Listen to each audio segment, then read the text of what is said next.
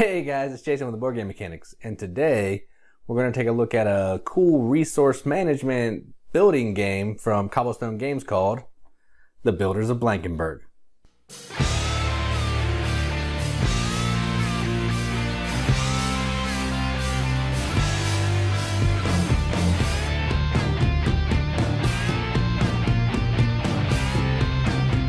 The Builders of Blankenburg is a game where players are doing some bidding to get resources and to buy certain types of blueprints that they would like to build, to cash in those resources to build buildings across the city of Blankenburg. There are 4 different types of buildings.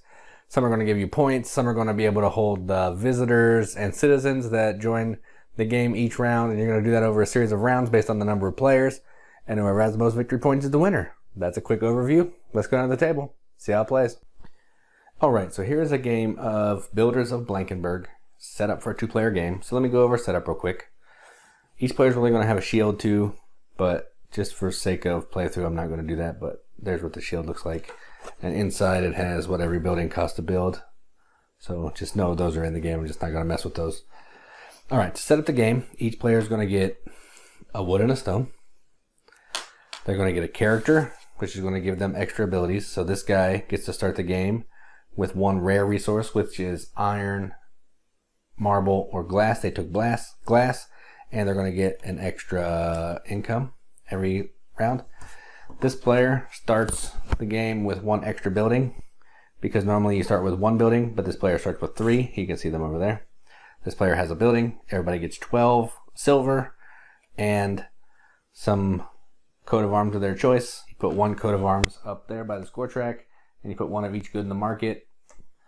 1 die per player. We'll explain what those do in a minute. The events, the visitors, and 2 starting citizens. They have the star on the top. I don't know if you can see that here. They have the star at the top. These are starting citizens. They're going to be 1 for each number of player. The rest get shuffled in. All right. So now let's just get started. I'm not going to go over it too much. I'm just going to play through a round so you can see all 4 phases of the game. All right. So the first thing you're going to do is the first player, which is denoted by this key to the city, is going to pick a resource that they would like to put on the auction track of the number of players minus 1. So let's see, let's look at their building. Their building needs 3 stone. Down at the bottom it will be wood, stone, glass, iron, marble. I believe that's the order. I could be wrong. It could be glass, marble, iron. Either way, what is needed right there is stone. So they're going to pick stone. So they'll take the stone. 1 minus the number of players, that's 1. It's going to go on the board over here on the stone. And then they're going to roll the dice and generate whatever else they roll. So in this case, it is 2 marble. Alright, so now each player can bid a certain amount of money to buy these resources. So you have a couple options. You can bid 0. If you bid 0, you get 3 silver from the supply. Whoever bids the highest gets first dibs at the resources on the wheel. You can take any that are out on 1, so I could take these.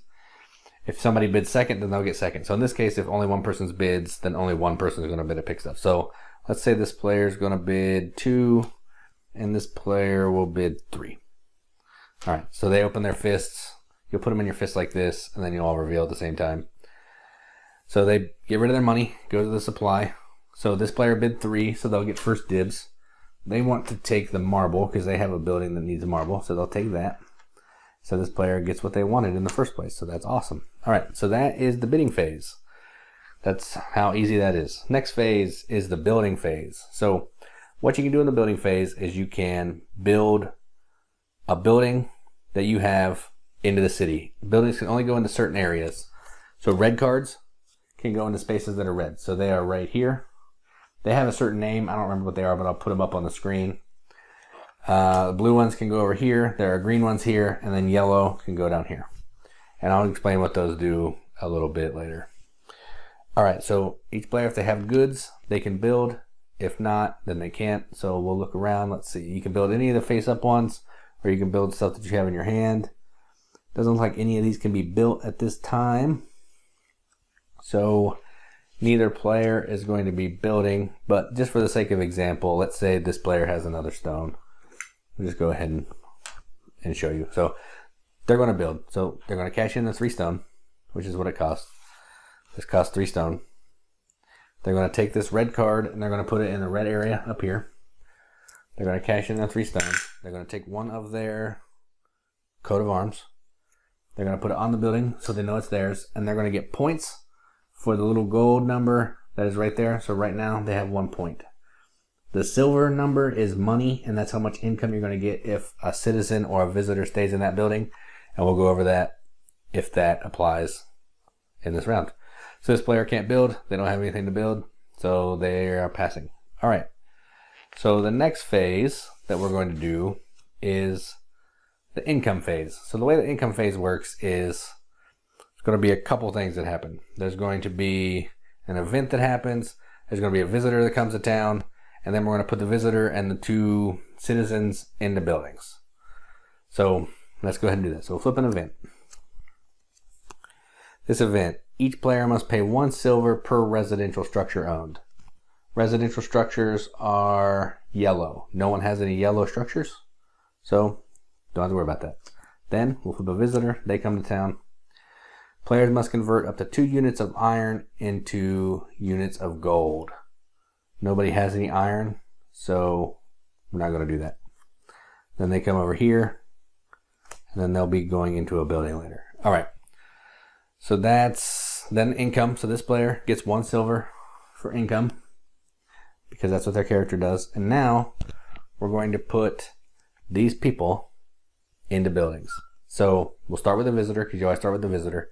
So here's how that works. They have preferences for buildings. So if you can look at this guy, he wants to stay at the university or the forge.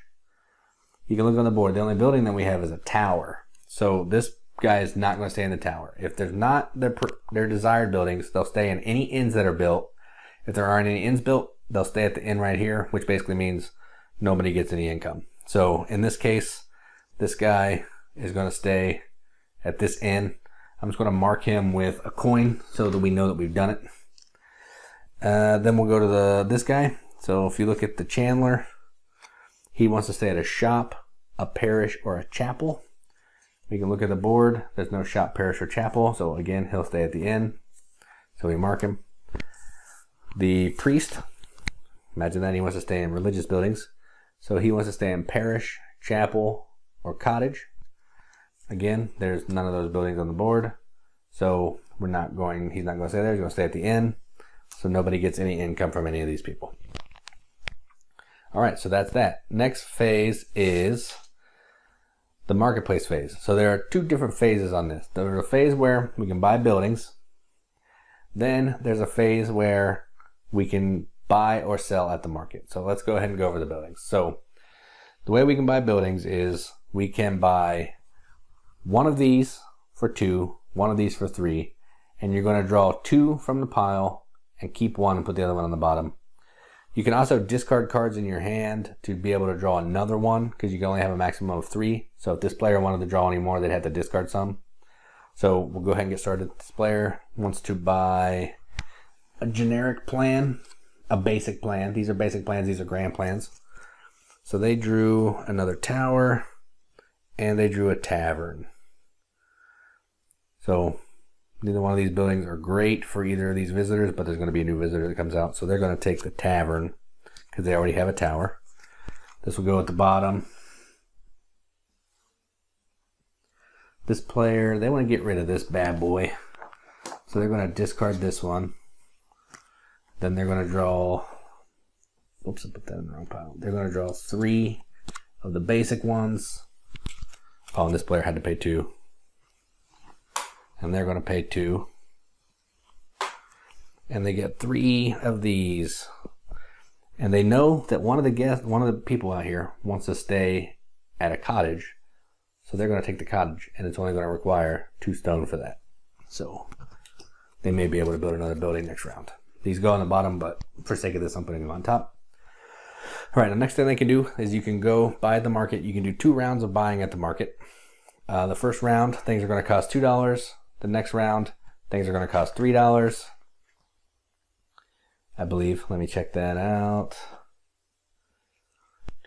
You can sell for 1 piece of silver each, and then you're going to do 2 rounds for 2. Okay, so the first round is 2. If you want to do another buying round, it's 3, and once things are gone, they're gone. So this player's first, they get first dibs, so they would like a wood. So they're going to buy a wood for 2, which really stinks because that guy wanted a wood. But that's okay because they have the cottage that needs stone. So they're going to buy the stone for 2. And then it comes back to this player. They want to buy again. They have nothing they want to buy right now, but so they're going to pass. This player needs another wood and some glass. They actually want to buy some glass. So they're going to take 3 coins. They're going to buy some glass. All right, and that's buying. The last thing we're going to do is we are going to clean up. So what happens there is we are going to pass the first player marker to the next player. I'm going to flip a new citizen.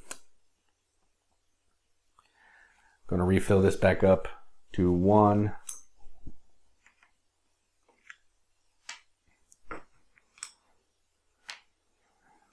All right. And then we'll go ahead and play through another one so you guys can see if there were any other buildings over here, they would get replenished. So we'll go ahead and do it again. This player's first. They would like some wood, so they're going to pick wood. Number of players -1. Roll the dice. Glass. That is terrible. All right. So they're actually going to bid 2. So they put 2 in their hand and reveal 2. This player is only going to bid 2 as well. Tiebreakers go to the first player. So they get first dibs. So they're going to take their wood. And this player's going to take the glass, even though they don't really need it. And then we're going to move on to the building phase. So starting with this player, they're going to build the cottage. So that costs 2 stone. So they cash in the 2 stone. And they're going to put the cottage in a yellow space. So they'll put it right there. They get 1 point. So now they're on the board with 1 point. They put one of their shields on it. And it's going to generate an income of 1 if somebody can stay in there. This player, they cannot build anything because they don't have 3. Oh, nope, they can't build anything. So they're done. So then we're moving on to the income phase. This player gets 1 coin of income each round because their character.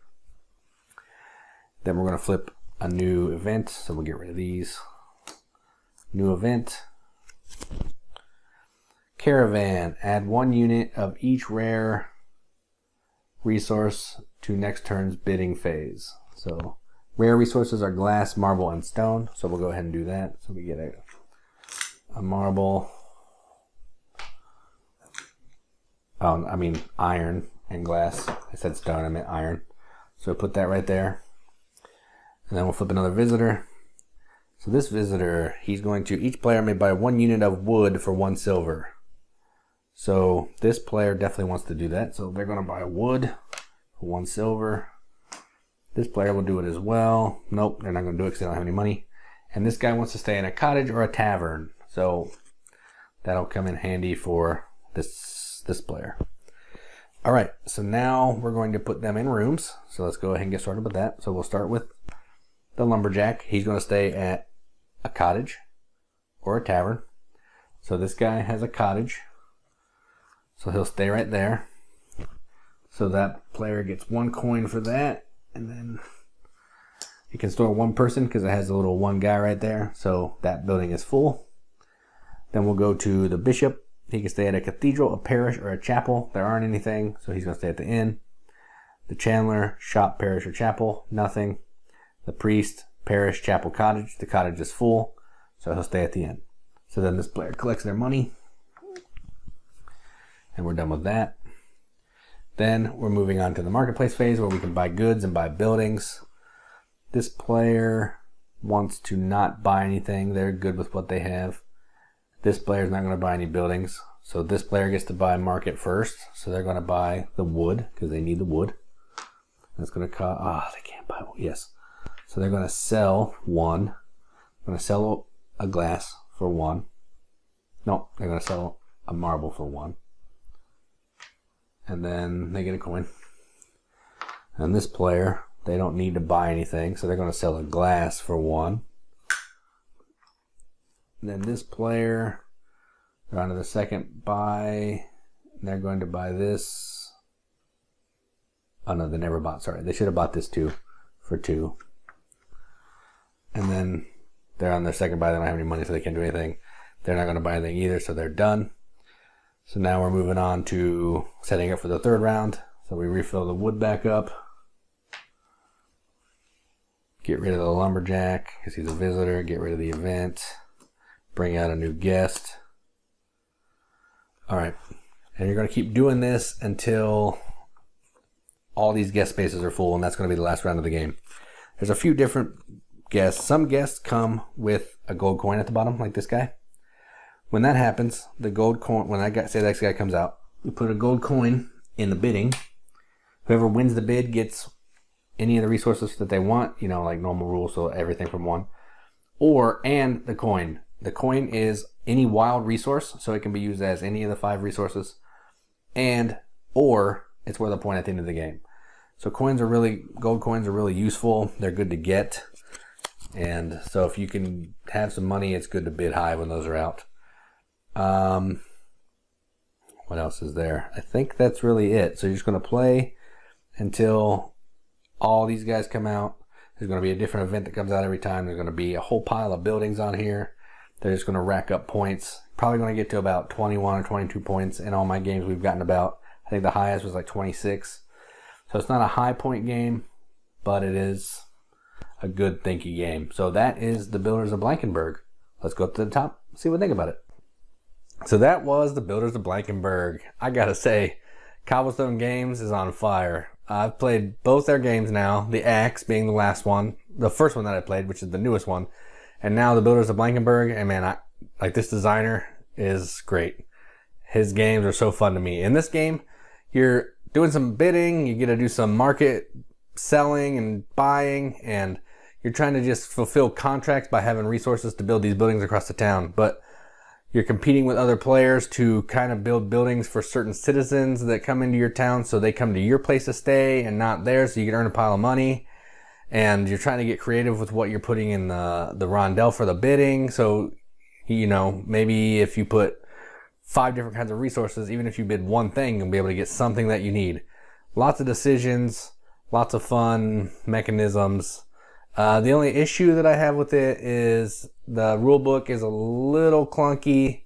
It's not laid out as great as it could be. The actual rule book is amazing, and that's the second game, so clearly, you know, he got some stuff squared away from the first one to the second one. But yeah, even despite the rule book, you can find what you need. It's just some of the stuff is laid out in weird places, but not a big deal. It's still playable. I learned it from the rule book. Everything's good to go. It's very fun. I've played it at 2-player and 3-player. I haven't done any more than that yet, but it's fun at all player counts that I've played so far. So I think with more players, you're going to get into more of the battling for places on the board to build buildings, but could just make it more interesting too. So yeah, I like this game. This is definitely a BGM accepted, probably even a 4.0 rating. So on a normal 10 scale, that would be an 8. I like it that much. An expansion is coming out for this in the future. It's going to be hitting Kickstarter. I'm not quite sure when, but whenever we get the information, I'll put the link in the video description so you guys can go check that out if you're interested. So yeah, that is the Builders of Blankenburg by Cobblestone Games. And if you like this video, go check out our YouTube page where you can see videos from me, Joel, Kim, and Katie. We have a podcast at bgmechanics.com. You can check us on Twitter at bgmex and our Instagram as Board Game Mechanics. Go check us out. Have a good time. We're on Facebook too. That's where the hub of our operations are. So if you like this video and you want to hear more from us, I don't know why you would, but maybe you think we're funny or something. I don't know. Go check those out. And thanks. Keep gaming.